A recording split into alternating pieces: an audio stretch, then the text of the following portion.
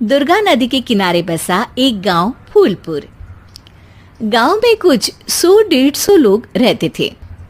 अंजलि, जो कि पास ही के जिले में रहती थी और 12वीं पास कर चुकी थी, उसके पिताजी ने बेटी को जल्दी विदा करने के लिए उसकी शादी फूलपुर गांव के मुकेश से करवा दी थी। मुकेश कभी स्कूल नहीं गया था और इस कारण वो पढ़ा लिखा नहीं था और बाकी गांव वालों की हालत भी मुकेश जैसी ही थी। मुकेश के घर में उसके माता पिता भी रहते थे। सासू माँ, मैं बाहर मंदिर तक जा रही हूँ, आधे घंटे में आ जाऊंगी। अरे अभी कहीं जाने की जरूरत नहीं है, चुपचाप जाके रसोई में रात के खाने की तैयारी करो। और ये घूंघट क्यों हटा लिया है तुमने? क्या पता नहीं कि इस गांव में औरतें बिना घूंघट के नहीं रहती? रात में अंजलि छत पर जाकर अपनी मम्मी से बात कर रही होती है। तभी गांव की 3-4 औरतें उसे देख लेती है और दरवाजे पर आकर उसकी सास से शिकायत करने लगती है। और क्या हुआ? अरे छत पे तो देखो, आपकी बहू मटक मटक के किसी से फोन पर बात कर रही है, दिन भर फोन पे लगी रहती है। अरे कल तो मंदिर के पास वो क्या कहते हैं, सेल्फी ले रही थी। शहर की बहू रखना अच्छा शान की बात है, पर देखना इसके लक्षण से ये तो तुम्हारे परिवार को बदनाम ना कर दे। ये पहली बार नहीं था जब सास से गांव के लोगों ने अंजलि की बुराई या शिकायत नहीं की हो। अब तो ये रोज की बात थी। अंजलि ये सब सुन लेती है। जब वो नीचे जाती है तो मुकेश भी वहां आ जाता है। सास कहती है, बेटा, लोग घर आकर शिकायत करने लगे हैं बहू के कामों की, देख लो। पति हो, संयम से रखो इसे। माँ जी, मैं तो अपनी माँ से बात कर रही थी क्योंकि यहाँ कोई बात करने लायक ही नहीं है और अब मैं माँ के पास ही रहूंगी। वहाँ क्या रहना, वहाँ बाहर के लोग तो ठीक है पर घर के लोग भी इज्जत ना दे सके। अरे नहीं नहीं अंजलि, ऐसा नहीं है, धीरे धीरे सब ठीक हो जाएगा, तुम फिक्र ना करो। अरे बस कुछ बोलना ही नहीं है, सर पे चढ़ा रखा है बहू को। सास मुकेश की नरम बात सुन के वहां से मुंह चढ़ाकर चली जाती है। मैं तो कहती हूँ हम दोनों शहर चले जाते हैं। मैं पढ़ी लिखी हूँ, मुझे वहाँ नौकरी भी मिल जाएगी और थोड़े दिनों में आप भी वहाँ कुछ काम ढूंढ लेना। अरे नहीं नहीं अंजलि, हम यहाँ ना गांव का खेत, माँ पिताजी को छोड़कर शहर नहीं जा सकते। माँ पिताजी को कैसा लगेगा और गांव वाले क्या सोचेंगे? ये कहकर मुकेश सोने चला जाता है और अंजलि की गांव वालों द्वारा बुराई का सिलसिला बहुत दिनों तक चलता ही रहता है। लेकिन अंजलि गुस्सा ना दिखाते हुए समझदारी से काम लेती है।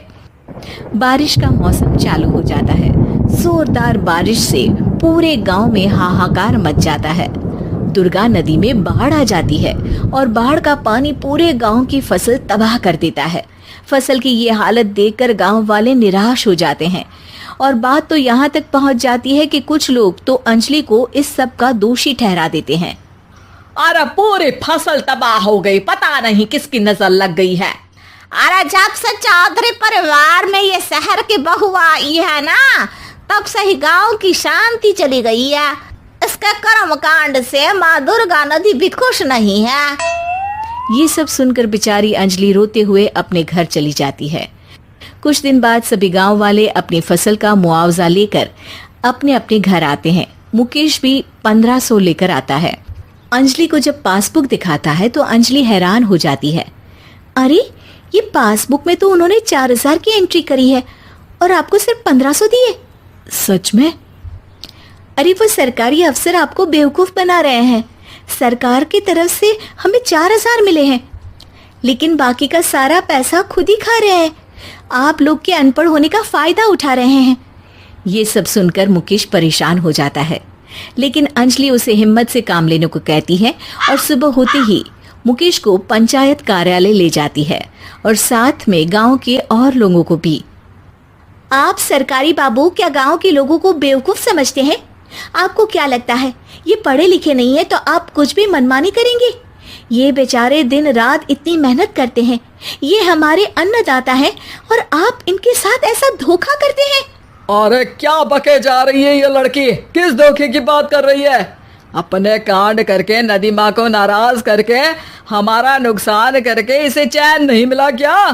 सरपंच जी, इन सरकारी बाबू ने मुझे बेवकूफ बनाया है और मेरे हिस्से के पैसे खुद चट कर गए। बस ये सुनते ही सरपंच वहां से दुम दबाकर भाग जाता है। पता चलता है कि जनपद अधिकारियों ने गांव के सरपंच के साथ मिलकर सबके साथ धोखा किया है। सब लोगों का विरोध शुरू हो जाता है और आखिर में अधिकारी सब गांव वालों के हिस्सों के बचे हुए पैसे उन्हें लौटा देते हैं और कई दिन तक सरपंच गांव में लौटता ही नहीं।